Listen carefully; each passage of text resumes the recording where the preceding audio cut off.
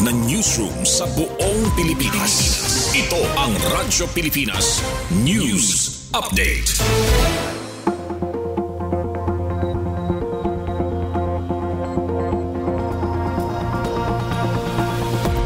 Oras sa bugos nga Pilipinas, 2:08 p.m. Maupay nga kulop sa aton nga tanan, adiyan aton mga balita sa yana nga pangrason.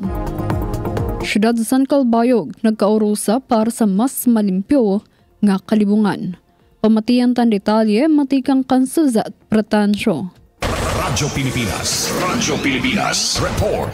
Usa nga mahinungdanon nga pagkatitirok an manilampuson nga igindumara sa Oktubre 10, 2025 sa Calbayog City sa pakigusasan selebrasyon sa World Mental Health Day ngan sa ika-77 nga Charter Day nga kundiin ginbuhat ang Mental Health Summit 2025 nga may tema Access to Services, Mental Health in Catastrophes and Emergencies.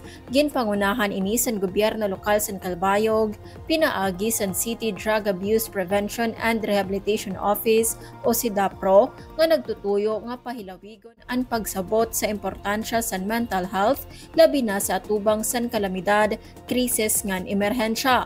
Nagatender sa event ang mga magturutto, estudyante ngan mga mental health advocates, matikang sa mga magkadrodelain nga eskwelahan ngan organisasyon sa syudad. Sa mensahe, ginpahayag ni Mayor Raymond Uy ang importansya san pag-arubulig ngan pagsumat kung may gindadaradara nga perinsaron. Lahos pa sa selebrasyon, nagsiserbe nga panawagan ang summit nga maging abyerto ang komunidad sa pagsabot ngan pagsuporta sa mental health care. Para sa Bagong Pilipinas, Suzette Pretensyo, Radyo Pilipinas, Radyo Publiko, Calbayog.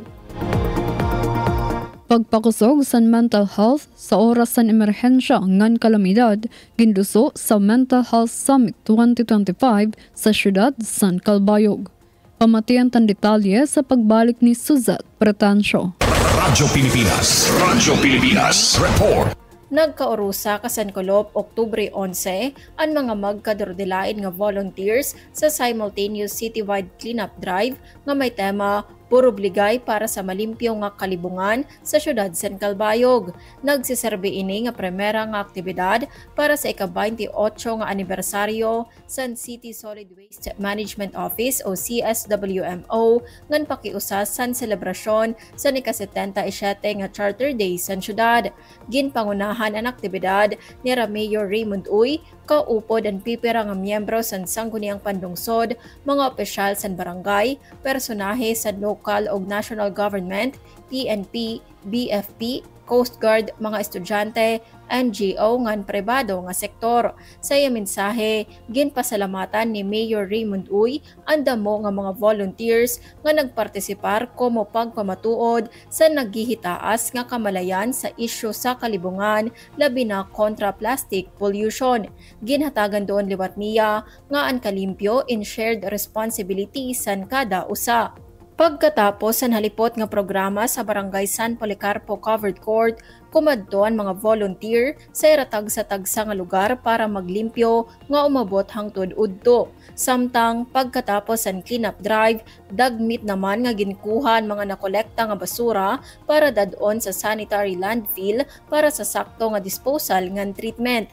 Nagpapakita ang cleanup drive san espiritu san pagkaurusa ug pagataman para sa usa nga mas malimpyo ngan mahapsay nga syudad San Calbayog. Para sa Bagong Pilipinas, Suzette Pretensyo, Radyo Pilipinas, Radyo Publiko, Calbayog. Inyang kabugusan sa aton mga balita sa yana nga pangurason. Padayon gihapon kamo nga mamati sa DYOG Radyo Pilipinas, Radyo Publiko, Calbayog para sa news updates. Masunod na ang programa Huwan Trabaho, kaupod si Jamie Quinto. Ako si Charmaine Perito para sa Radyo Pilipinas, Radyo Publiko. Mula sa pinakamalawak na newsroom sa buong Pilipinas, ito ang Radyo Pilipinas News Update.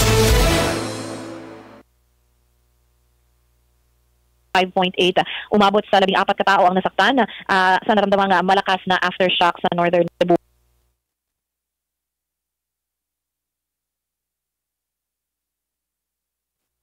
MO, pinakamaraming nasaktan ng mula sa Bugos City. Ito ang Presidential Broadcast Service. Radyo Pilipinas. Radyo Publiko Ng bagong Pilipinas para sa bagong Pilipino.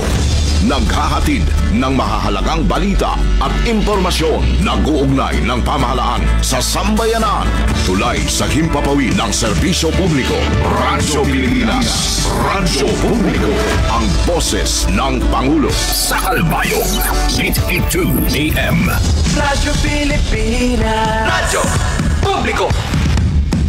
Ulat ng PDRRMO, walang naiulat na dagdag pinsala sa mga tulay at pampublikong infrastruktura maliban sa panibagong pinsala sa Hagnaya Port sa bayan ng San Remigio na siyang gateway patungong Bantayan Island. Ayon naman sa Cebu Port Authority, kasalukuyang isinasagawa ang pagsusuri sa sinasabing pinsala sa Hagnaya Port. Ngunit siniguro naman ng CPA na bagaman apektado ay patuloy ang operasyon ng Hagnaya Port. Inaayos na rin ng lokal na pamahalaan ang water supply ng bayan ng Daan Bantayan